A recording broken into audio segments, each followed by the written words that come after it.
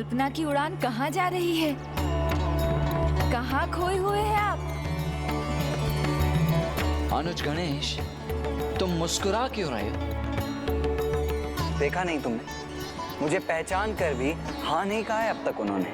भ्राता, हम पुरुष शब्दों का अधिक प्रयोग करते हैं, किंतु नारी वो तो हमसे कहीं श्रेष्ठ हैं। अपने मन का भाव वो शब्दों से अधिक अपनी दृष्टि, अपने हाव भाव से कर देती हैं। या कदाचित अब भाभी माँ आपकी परीक्षा ले रही है। हाँ, और उचित भी है। आज दिन भर आप उन्हें भिन्न भिन्न रूपों में विवाह प्रस्ताव रखकर विचलित करते रहे, तो वो भला इतने शीघ्र हाँ क्यों बोले? और भ्राता, अभी तो आपको अपने भील आखेटक के रूप में ही रहना होगा, क्योंकि भाभी माँ ने आपको अवश्य पहचान लिया। किंतु रात्रि के इस समय में यदि किसी अन्य ने भी आपको पहचान लिया तो? हाँ गणेश, किसी ने पहचान लिया तो अर्थात मुझे अब आखेटक के रूप में ही रहना चाहिए। हाँ, किंतु गणेश, जब तक वो स्पष्ट रूप से मेरे विवाह प्रस्ताव को हाँ नहीं कहेंगी, मैं उनकी हाँ को हाँ नहीं मान सकता। और तुम मेरा ये संदेश उन तक पहुंचाओगे। हाँ गणेश, तुम ही उचित रहोगे। मैं क्यों? सर्वथा उचित है ये। नहीं भ्राता, ये उचित नहीं। पति पत्नी का संबंध तो अत्यंत आत्मीय संबंध होता है, इसमें किसी अन्य का हस्तक्षेप उचित नहीं। उन तक आपकी बात आपके ही मुख से जानी चाहिए। ये भी सर्वथा उचित है। आप एक कार्य कीजिए, उनके लिए एक पत्र लिख दीजिए। मूषक जी उसे भाभी माँ श्री वल्ली तक पहुँचा देंगे। हाँ हाँ, उचित है, सर्वथा उचित है। हाँ, ये उचित रहेगा। ये मैं क्या कह गया? मैं क्यों?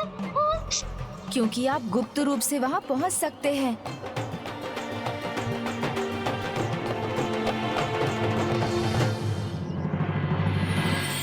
कार्य मुझसे ही करवाते हैं। भाभी माँ को पत्र देने हेतु मुझे यहाँ आखेटकों के निवास में भेज दिया। किसी ने देख लिया तो मेरा अंत निश्चित है। हे प्रभु, जिसका भय था वही हुआ। भाग लो मूषक, अपने प्राण बचाकर भाग लो।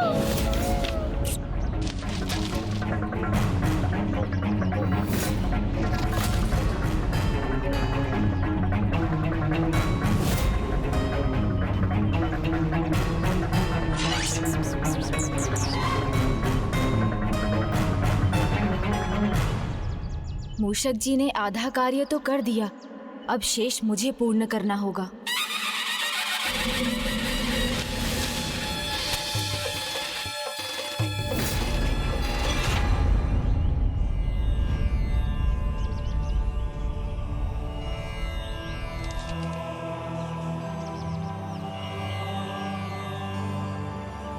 मैं शिवपुत्र कार्तिकेय भील रूप में और वृद्ध ऋषि के रूप में आपसे भेंट करने आ चुका हूँ। मैंने आपसे जो प्रश्न पूछा था उसके उत्तर में आपकी हाँ सुनने के लिए आज की रात्रि के चंद्र के लुप्त होने तक उसी स्थान पर आपकी प्रतीक्षा करूंगा।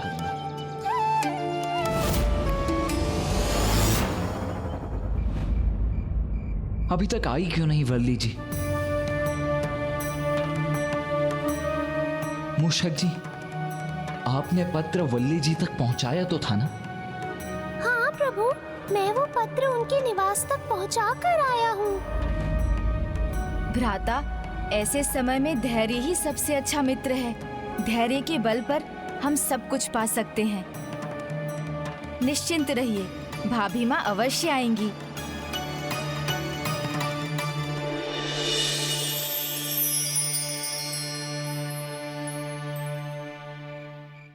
ये आपकी परीक्षा है। मुझसे विवाह करना है तो प्रतीक्षा करेंगे आप।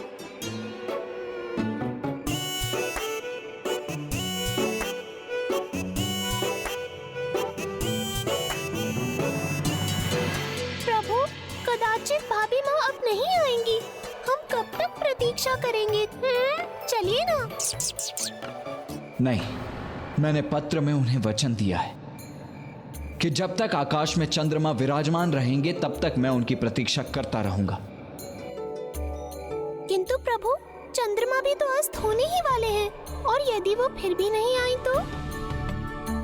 मूषक जी, प्रत्येक व्यक्ति को अपनी इच्छा के अनुसार अपना चुनाव करने का अधिकार है। यदि वल्ली जी की यही इच्छा है तो मैं उनकी इस इच्छा का भी सम्मान करूंगा। समय भले ही बीत रहा हो, किंतु मुझे विश्वास है कि वो यहीं कहीं निकट है और इस अवधि की समाप्ति तक वो यहां अवश्य आएंगी। प्रभु, मैंने आपसे परीक्षा हेतु प्रतीक्षा करवाई और आप मेरे लिए पूरी रात यहीं रुके।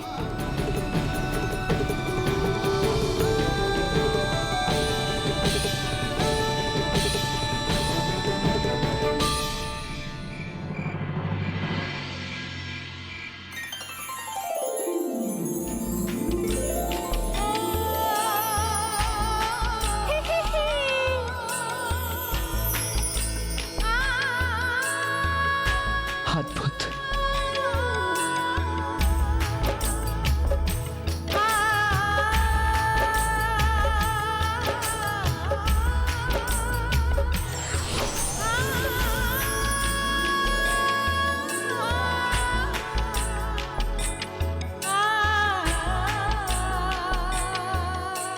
अंततः वो घड़ी आ ही गई मूषक जी, जिसकी हमें प्रतीक्षा थी।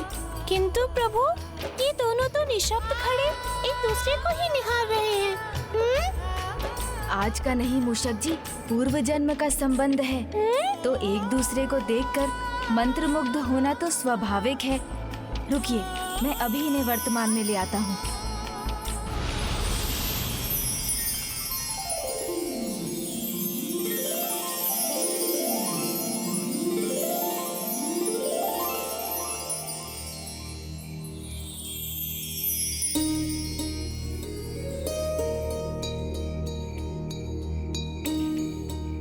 बहुत अधिक समय लगा दिया आपने आने में। परीक्षा देने वाले को परीक्षा लेनी भी आती है प्रभु, और ये आपकी परीक्षा थी।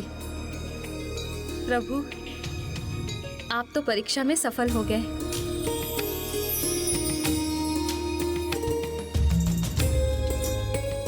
किंतु अभी तक आपने मेरे प्रश्न का उत्तर नहीं दिया। हाँ या ना? जो भील आखिर तक मेरे सामने है, उसे मेरी हाँ या ना नहीं, किंतु इस रूप के पीछे जो मेरे स्वामी,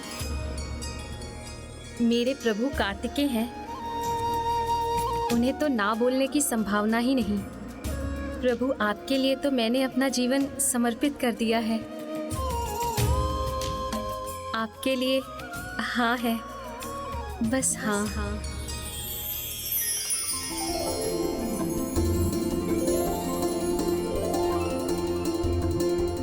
पिताश्री, देखिए वो है बाहर या केटक।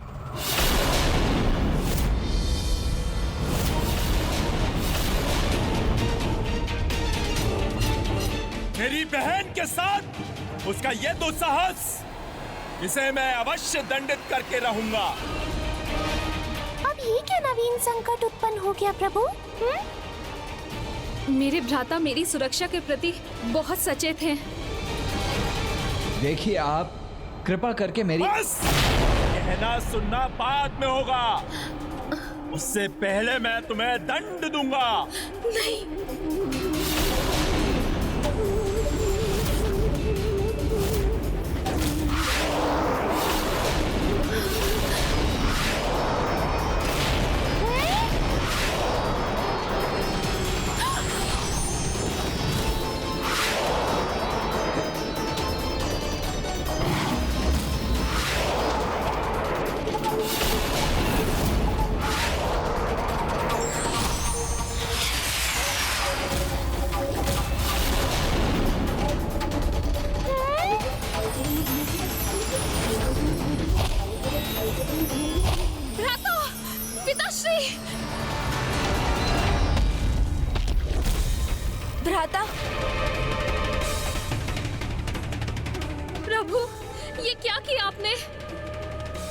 मेरे भ्राता, मेरे पिताश्री, इनको इतना बड़ा दंड दे दिया क्योंकि ये आपको पहचान नहीं सके।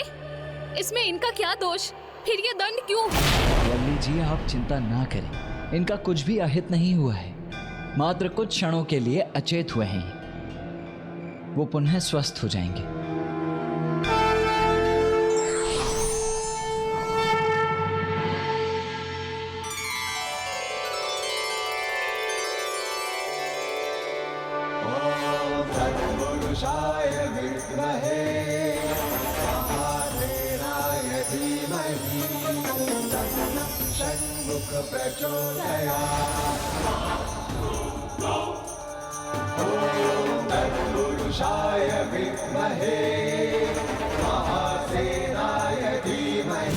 कुमार कार्तिकेय और तुम्हारा विवाह हो।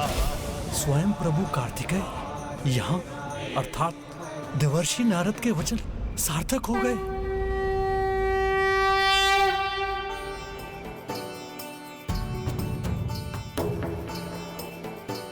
प्रणाम प्रभु श्री कार्तिकेय जी, हमें क्षमा कर दीजिए, हम आपको पहचान नहीं पाए, इसी कारण यह धृष्टता हुई। नहीं नंबी राजन जी, आपको मुझसे क्षमा मांगने की कोई आवश्यकता नहीं। क्षमा तो मुझे आपसे मांगनी चाहिए, और आपकी पुत्री का हाथ भी।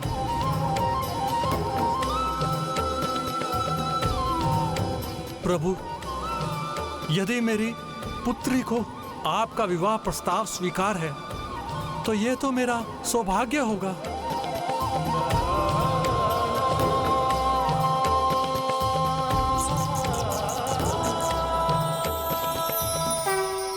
प्रणाम प्रथम पूज्य गणेश जी।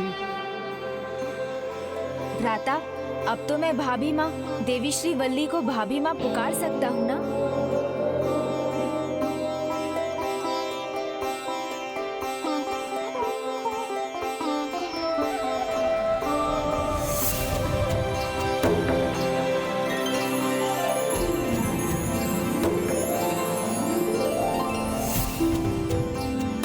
प्रणाम देवराज इंद्र। प्रणाम।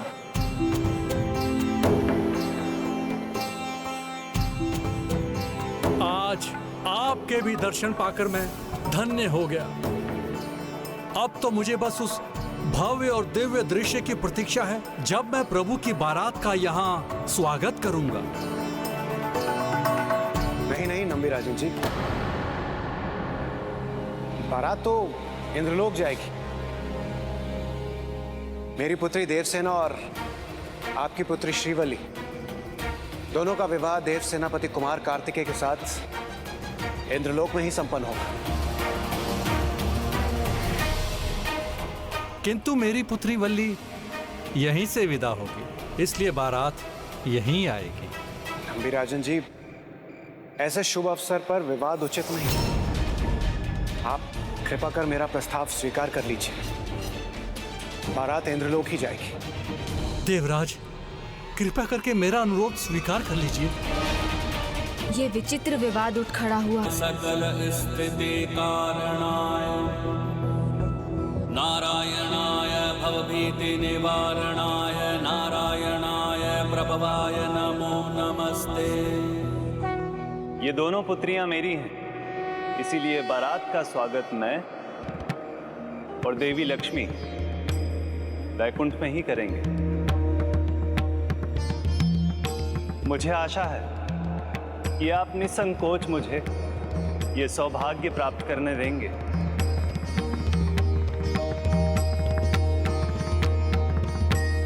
औचित है नारायण।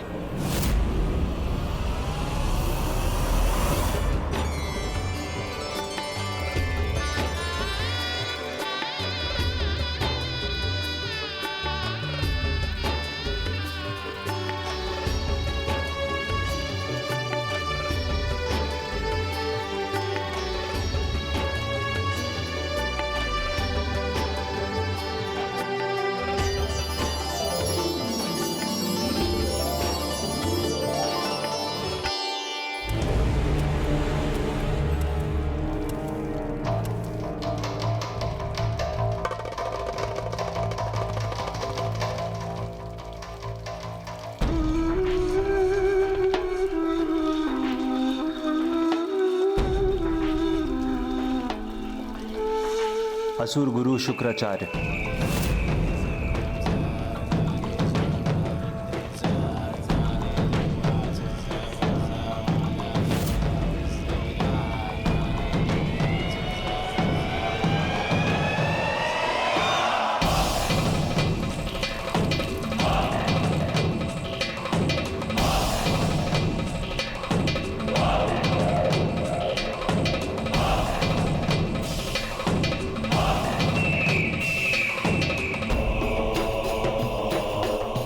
प्रणाम श्री हरि, प्रणाम माता लक्ष्मी।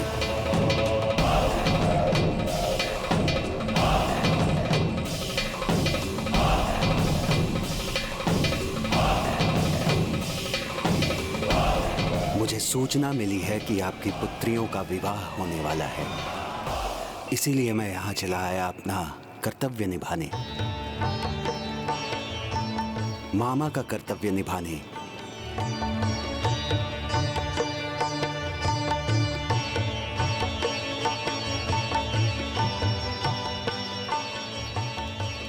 भ्राता शुक्राचार्य, आपको आपका कर्तव्य निभाने से मैं कैसे रोक सकती हूँ? स्वागत है आपका।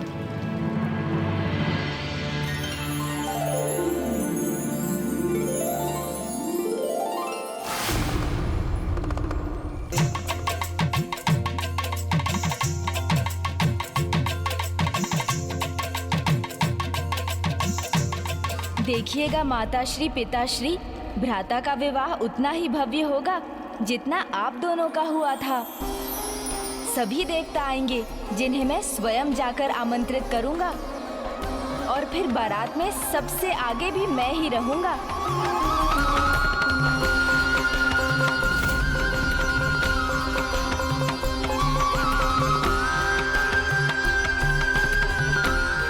और देखिए ना, कैलाश ही नहीं, संपूर्ण सृष्टि ही भ्राता के विवाह के आनंद में मग्न है।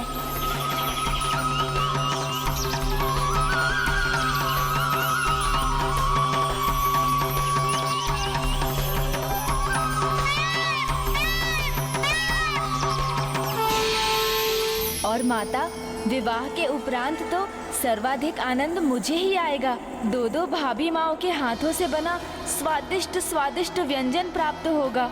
अत्यधिक लाड़ प्यार मिलेगा, क्योंकि उनका एकमात्र देवर जो हूँ।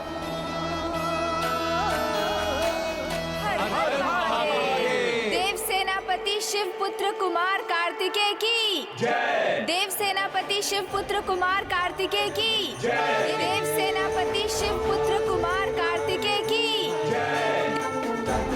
षण्मुख प्रचोदयात्।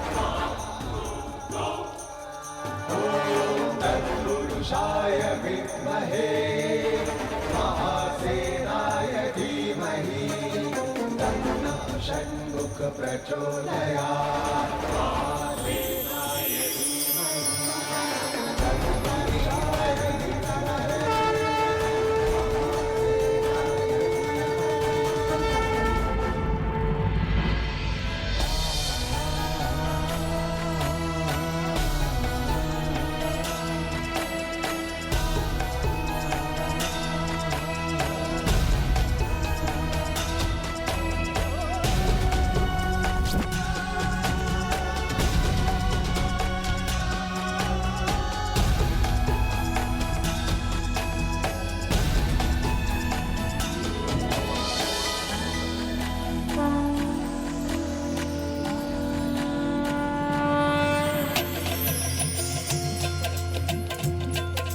उमंगों की घटा छाई, खुशियों की छटा आई।